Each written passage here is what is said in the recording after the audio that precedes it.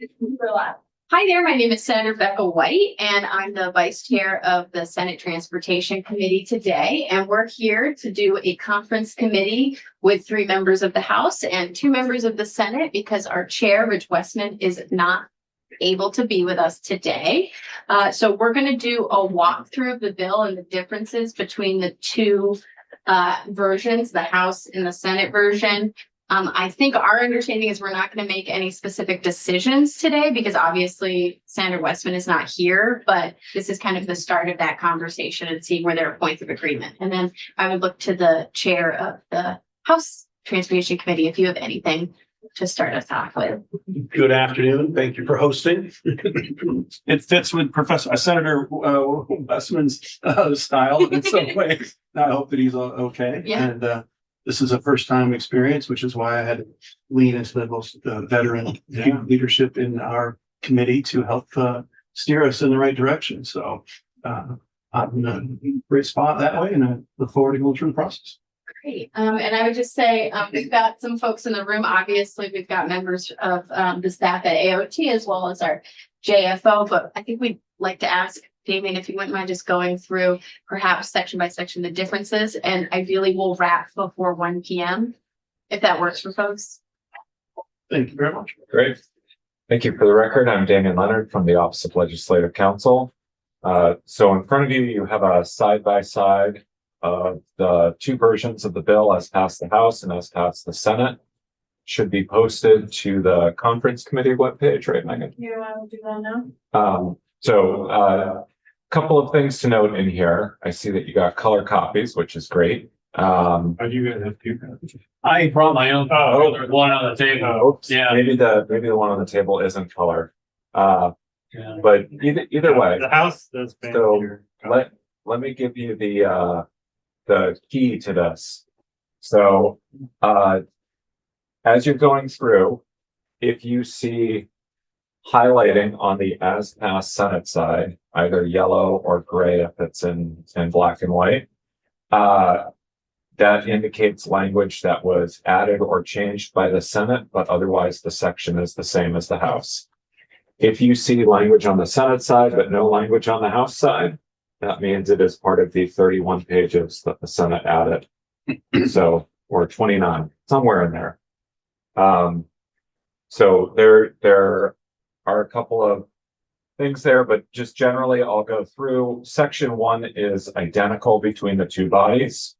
That is your general adoption of the transportation program and definitions that are used throughout. Section 1A in the Senate version is new language that was not in the House version. This is what I am calling the Ash Amendment, which is an annual amendment made in honor of the former pro tem, Tim Ash, who first started adding this language in that outlines various portions of the transportation program that relate to reductions in greenhouse gas emissions, fossil fuel use, and saving Vermont households money. It is not substantive. Section 2 is a technical change to the state's rail program for the year. It is identical between the 2 bills. Section 2A is new language in the Senate version.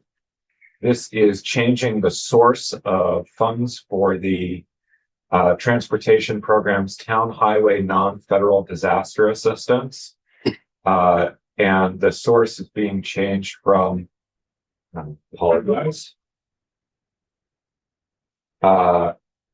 is being changed from transportation fund dollars to funds from the pilot special fund. We might just want to mark that as kind of a big conversation point between the 2. Sure. Yeah, learn a little bit more about it. And I'm not sure if that's already been settled in the corporations. We're talking about it. Yeah.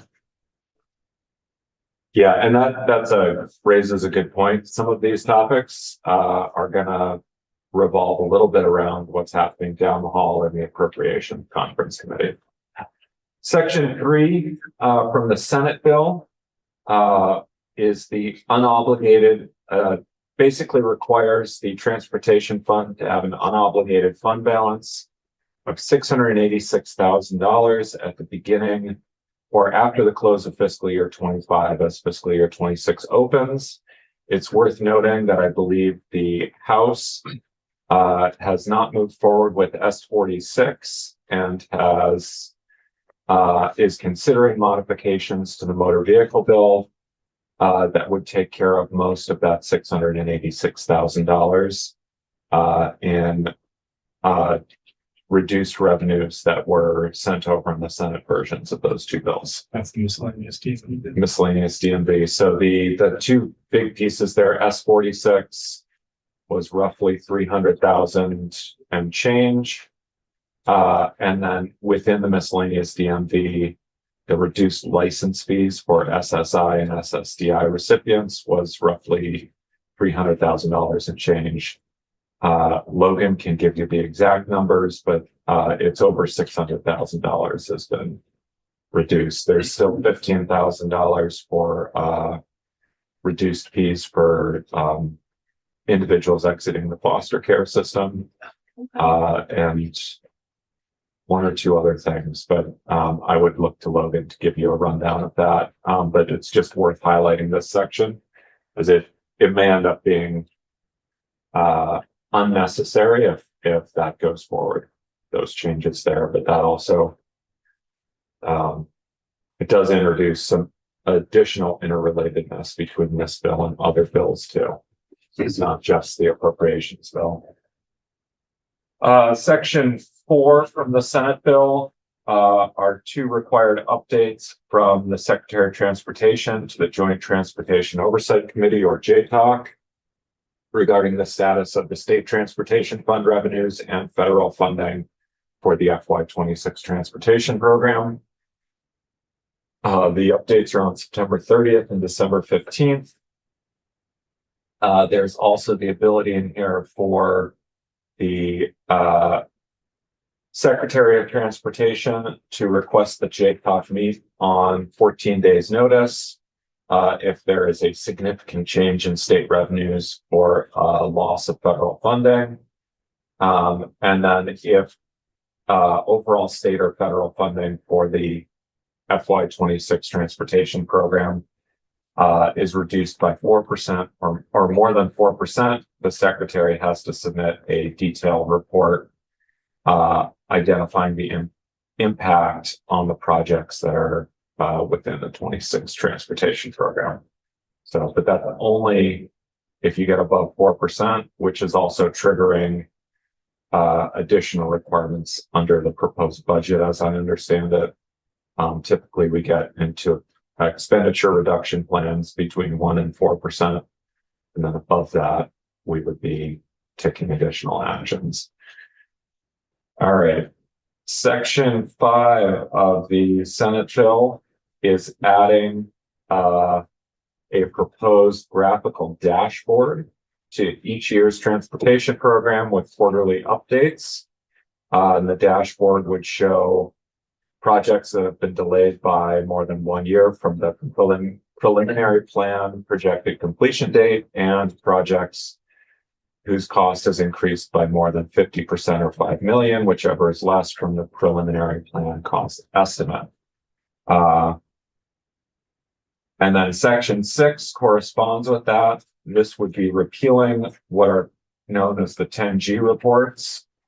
These are reports that are currently in every transportation program, which outline the new projects in the transportation program, projects by which estimated costs have increased by more than $5 million from the estimate in the adopted transportation program for the prior fiscal year, or by more than 75%. Projects by which the estimated costs have increased by more than $10 million from the preliminary plan estimate, or more than 100%, and projects funded for construction in the prior year's transportation program that are no longer funded in the current program. So this would basically be, there's a 1-year overlap in these sections before the repeal here. But the the dashboard is proposed in the Senate version to replace those 10G reports. Sections 3 in the House version and 7 in the Senate version relate to the relinquishment of a portion of Vermont Route 36 in St. Albans town, and that is identical. Section 4 in the House and 8 in the Senate retitles the chapter related to the state-owned railroads and rail trails. Section 5 in the House and 9 in the Senate, also identical between the two, just adds updates to allow for the new prohibited uses along rail trails, which are in section 6 in the House and 10 in the Senate.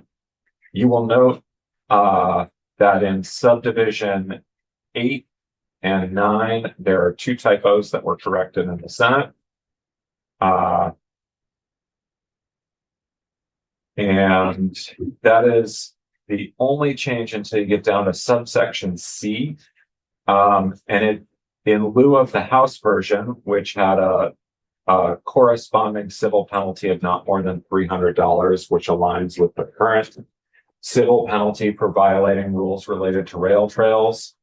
The Senate version, to avoid confusion about whether there were 2 separate penalties or just the one, just cross-references back to the existing penalty for violations of the rail trail rules. So I would say that, as I understand the House's intent, this is a technical change on the Senate side for clarity, not a substantive change.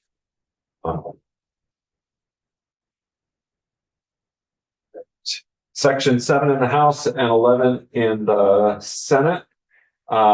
This is the language that allows the Transportation Board to appoint officers other than the chair, who is appointed by the governor. It is identical in both versions. Section 8 in the House and 12 in the Senate.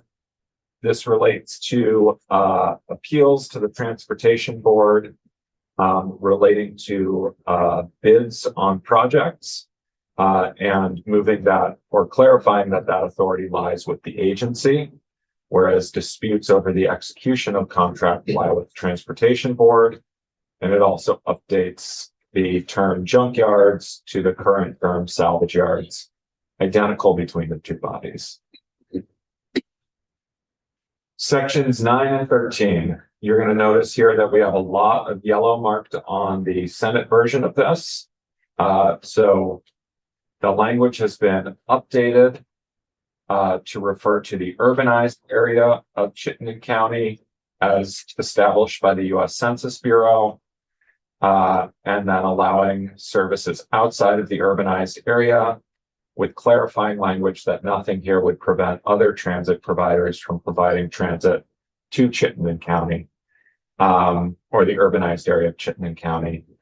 Again, I would say that these are more technical changes than substantive changes between the two bodies. Both bodies have trimmed down the service area for the Green Mountain Transit Authority. The Senate version was, those changes were made at the request of Green Mountain Transit Authority to reflect its federal funding stream, which is tied to service in the urbanized area, Chittenden County. And then the remainder of that section is identical between the two bodies. Section 10 in the House, 14 in the Senate. This is identical between the two bodies. This is updating the funding streams for town highway structures and Class 2 town highway roadway programs to have an inflation adjustment. No changes between the two bodies here. Section 15 in the Senate and 16 and 17 as well are all new sections with reports back from the Agency of Transportation. 15 looks at the cancellation of locally managed projects and the recovery of funding for those projects under 19 VSA 309C. And it is asking for a report regarding the current obligations and recommendations for legislative action to clarify the language in that section. Section 16, this is an assessment of both municipal transportation. It's three things. It's inventorying municipal transportation assets, developing a framework to assess the condition and needs for those transportation assets, and then developing a prioritization process for state funding for those assets that would reflect their importance to the regional transportation network. And this again requires a report back. This is a 2-year report, not a 1-year report. So that's worth noting. And then the third of those sections, section 17 in the Senate, this is a report back on potential efficiencies and improvements in the administration of the town highway aid and municipal grant programs, including whether, for example, there may be more efficient ways to administer awards of grants under those funding streams, and things like that. And this is a 1-year report back. All right, 11 in the House, 18 in the Senate. These are amending sections 27 through 29 from the 2023 T-bill related to the mileage-based user fee. Both of these sections are updating to reflect changes that have occurred since that language first passed. The Senate version proposes a start date that is pushed out by 6 months for the mileage-based user fee, so a target date of January 1, 27 instead of July 1, 26. You'll notice in subdivisions 3 and 4 of the intent section that the Senate proposed some tweaks to the language there, including clarification that mileage-based user fee would not be collected until the General Assembly has enacted legislation that establishes the amount of the fee and codifies any necessary authorizing language, and that legislation becomes effective. So whether that's on January 1, 27 or another date. Section 28 in there, the only difference between the two is the date in the House version is July 1, 26. The date in the Senate is January 1, 27. And then in section 29 of those 3 old sections, again, it's just the date being pushed out by 6 months in the Senate version. Section 12 in the House, 19 in the Senate, the intent section there.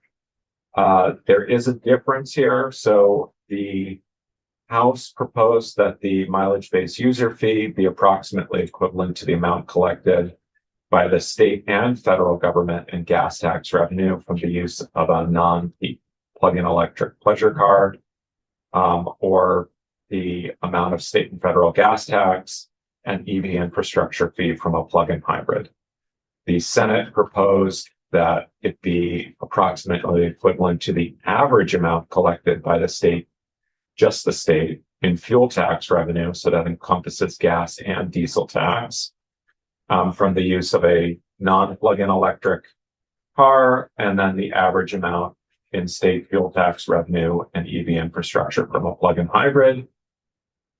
And the Senate also added additional intent language that the mileage-based user fee be an interim step towards gradually expanding mileage-based user fee to all motor vehicles. The House version had a deleted section 13, the Senate version did not. So that's an easy one to settle. I think we can, pretty much say we're done at this point.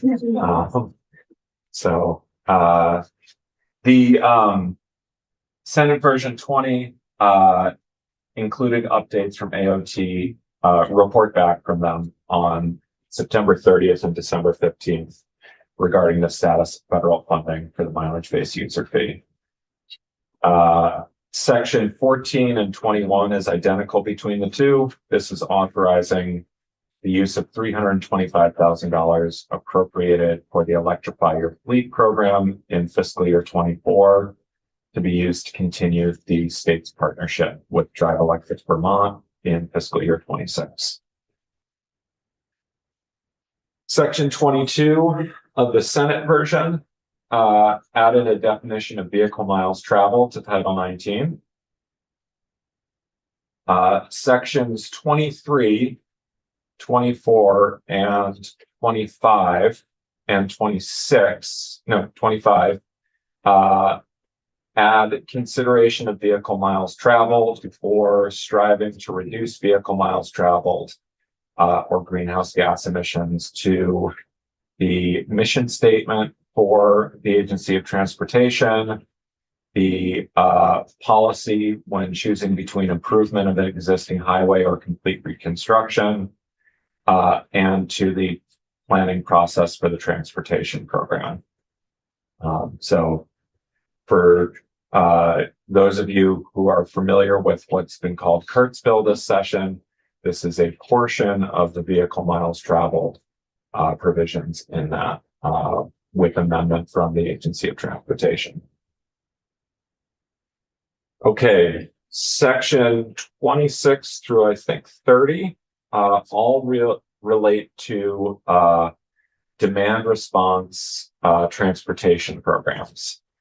So the first, section 26 of the Senate, authorizes $600,000 in one-time funds appropriated from the Transportation Fund to be used by the Agency of Transportation to provide grants to public transit agencies to hire individuals who will coordinate volunteer drivers. And section 27 would provide that prior to executing a renewed contract for the Medicaid non-emergency transportation services program, the Department of Vermont Health Access would provide the Joint Fiscal Committee a detailed analysis demonstrating that the contract would not result in a degradation of service to eligible individuals, and the financial stability of the state's public transportation systems will be maintained. It is worth noting that the Department of Vermont Health Access had raised concerns about at least the second part of that report and had requested that this section be struck in the Senate version. We're talking about 27. Yeah. And this was trimmed down from the original language, which was a rerun of language dating back at least to 2015 or 2016. So they were in subdivision 2. they are concerned about subdivision 2 under federal regulations. They're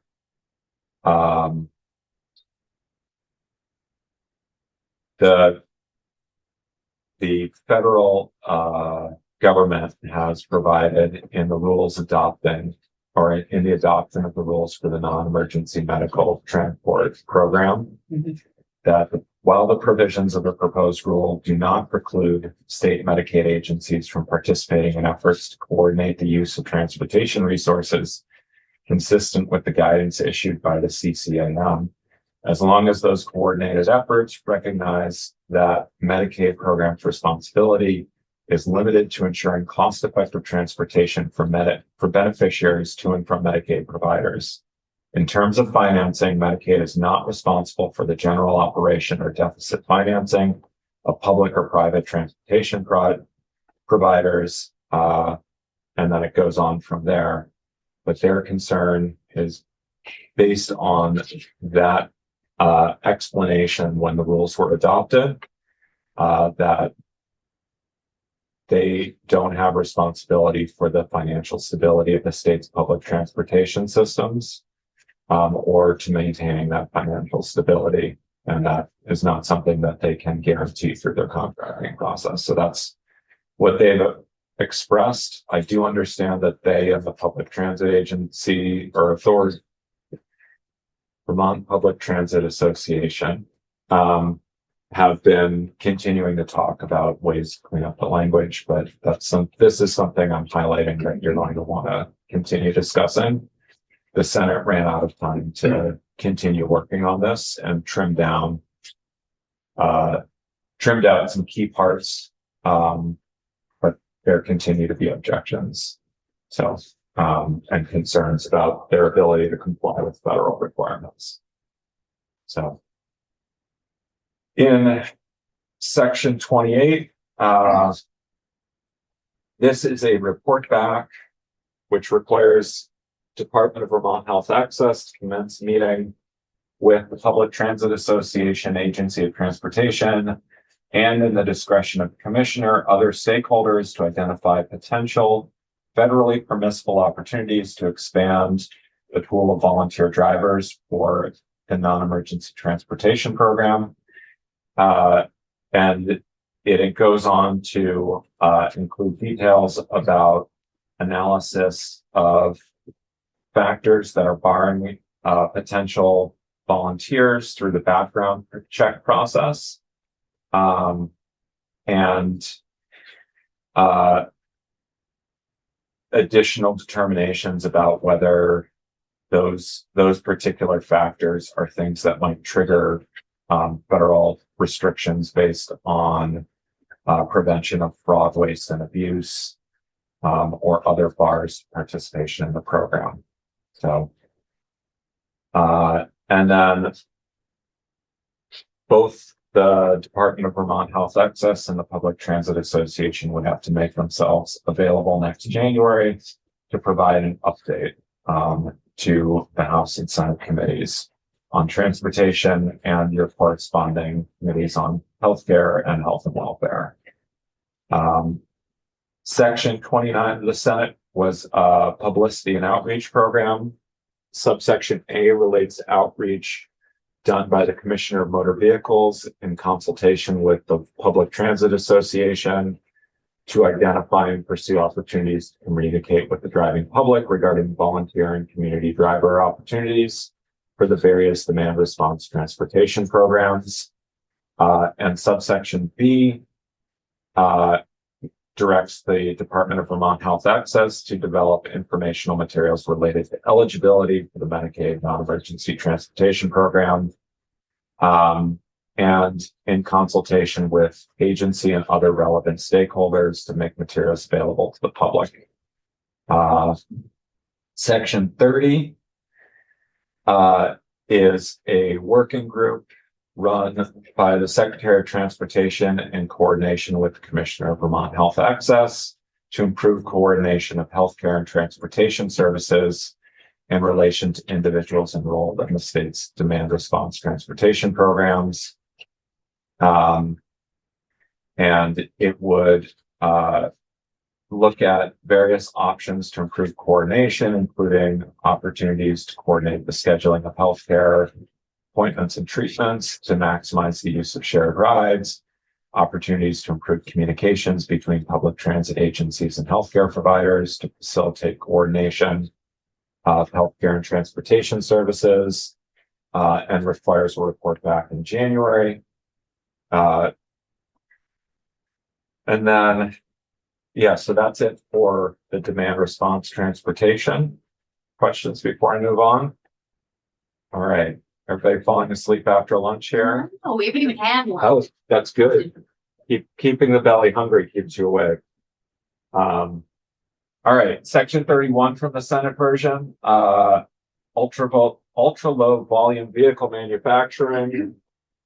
This is a report back from the Commissioner of Motor Vehicles in consultation with the Secretary of Natural Resources and representatives of ultra low volume vehicle manufacturers in Vermont on opportunities for issuing VIN numbers to ultra low volume vehicles, including kit cars and home built vehicles, and opportunities to facilitate the registration of those vehicles.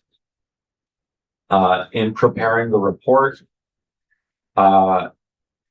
the Commissioner would be directed to examine the potential to waive some or all of Vermont motor vehicle emissions requirements for ultra low volume motor vehicles, kit cars and home built motor vehicles, cost effective processes for certifying the safety of ultra low volume motor vehicles, kit cars and home built motor vehicles, and developing a streamlined process to provide state vehicle identification numbers. One thing I did want to highlight is I think that this may have hung around in the Senate language, and I'm not sure if it was the Senate's intent to waive the emissions requirements or to identify a cost-effective process for certifying emissions, or some other language around that. I know we were discussing the California requirements. And so there are a couple of different ways that you may wish to word that, but that came up as we were walking through it in the House. And it occurred to me that in all the discussion there, it may just have slipped through. You're right. Yeah. So, and I apologize for the drafting error, but that's why it's good that we have this opportunity to make tweaks. So if an ultra low is 325, what's just a low volume producer? Low volume producers. Is that defined as? Yeah, so federal law defines low volume producers. I think it's 5,000 or fewer per year, as opposed to, you know, a Stellantis or a Daimler, where you're talking about, you know, hundreds of thousands or more. So yeah, that's, we took the ultra low volume motor vehicle, and that number is based on, there is a NHTSA waiver for up to 325. And this is in California too, for up to 325 vehicles by manufacturer. Manufacturers not more than 5,000 total. And so we just took the low number there. Yeah. All right. It's really just a report. I think that's why we didn't do the emissions, because they're not getting exempt yet. They're getting to do a report, but Yeah. we could have the report by that day. Yeah, you could change that language to examine processes in other states for certifying the emissions, or for, you know, related to emissions requirements for ultra low volume vehicles. And that would allow them to look at California and other states that have addressed this to see how they do it. And I think that would also still leave open the possibility of either a waiver for a limited number of cars or for an alternative certification mechanism. But this kind of limits them to looking at just waiving certain requirements or all requirements. And that would allow them to sort of say, well, what are other states doing? And give you a range of options, which could include waiver.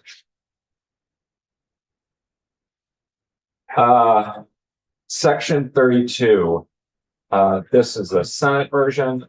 This restores legislative review of the lease for continued operation of state-owned railway property.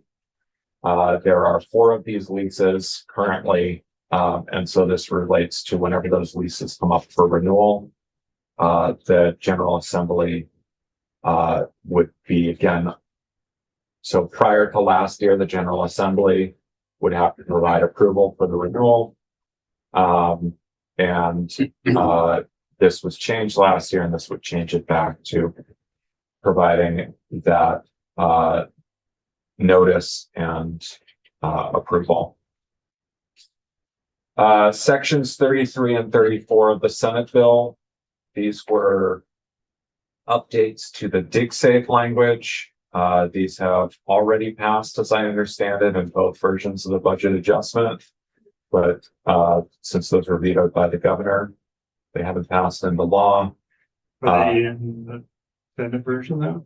In like section F? I don't know.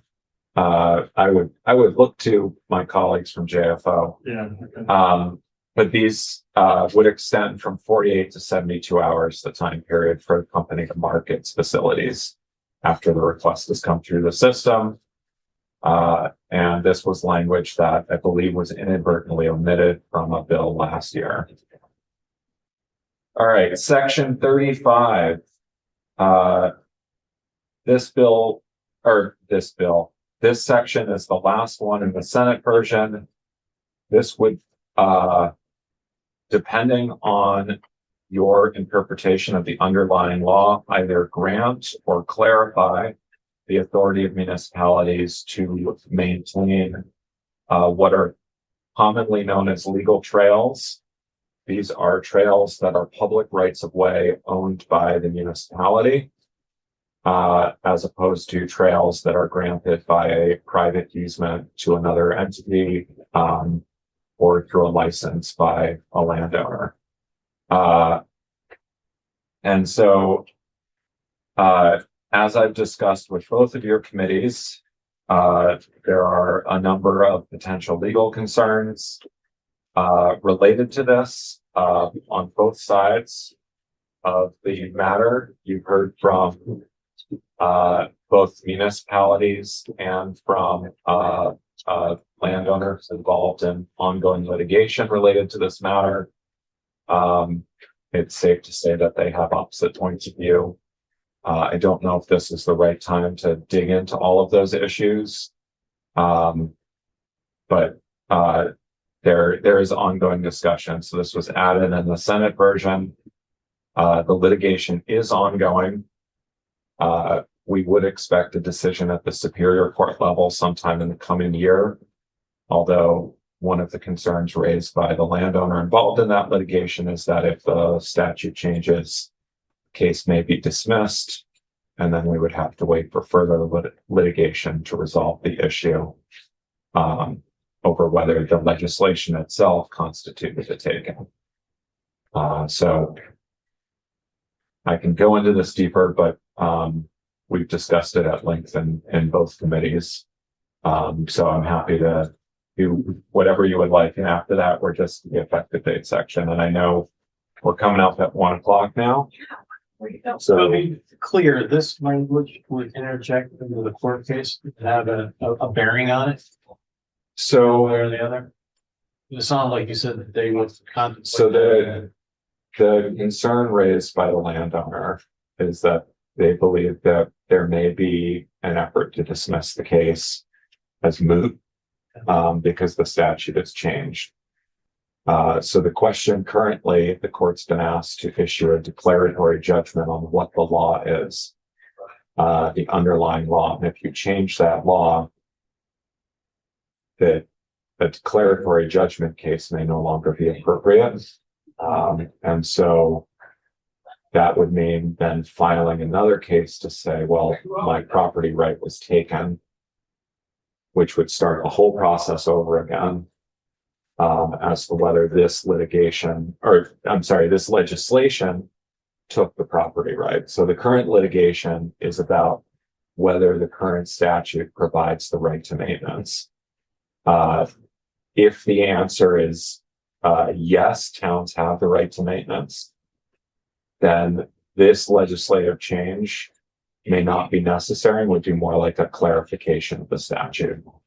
If the answer is no, municipalities do not have the right to maintenance, then we would need to take legislative action to grant that right, but we would also, as part of that legislative action, have to consider and adopt some form of an eminent domain condemnation process.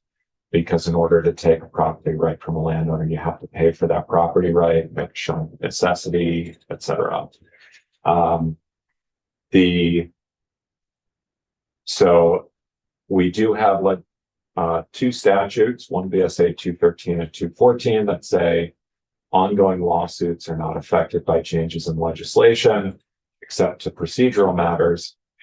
But one of the questions is, how is a court going to rule when you have a declaratory judgment action saying what is the law when the law changes while the action is pending? And the court may just say, well, that's not the law anymore. I don't need to answer that question. I'm going to dismiss the case, and then that forces the parties to go back to square one. And then you could wait a few more years. So, and I know we're at 1 o'clock. I know this is a long discussion, I'm sure. I know there are strong opinions here, so I don't know what your pleasure is. I'm just looking at the time since we have 5 minutes. Thank you so much, Damien. That was a really speedy and well done run through the bill. Obviously, all the sections that the Senate has added, we want. And So we just go home, right? yeah, but I did just want to point us to one other document that was made by JFO.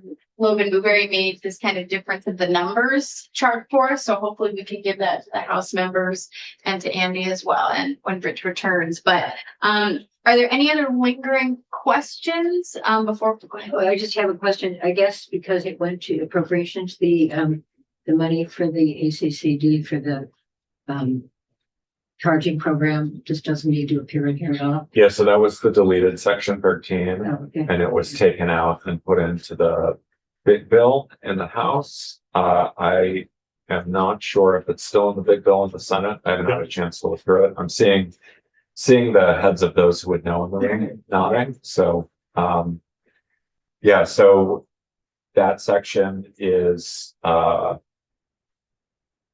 it is still in the big bill, so. Along with $1 million from our side for the envelope. Right. We had it in, and I'm not sure for you guys if that's been I settled. think the Senate has taken it out Yeah. in anticipation of federal funding. We're gonna get that great. Well, what if we don't? There's lots of money flows in. Yeah. All Okay. right. Well, thank you so much, and Thank we'll you very much. hopefully. Do we want to schedule this? Yeah, should we schedule another meeting? What is your time? What's the availability for your? Or is today or tomorrow? I think we probably won't meet again today because Rich isn't here. I think we probably should give him another day. So maybe we shoot for Thursday or Friday. Yeah, just don't know. Maybe we set one for tomorrow and if Okay. we have to cancel it, that's easier than trying to set it up. Okay, I Well, like then that. I was Thursday. try to Yeah. put something on the books for tomorrow. We can. Yeah. Yeah. But, Morning is better for us because we're a morning committee. So yeah, can we go for this same time tomorrow?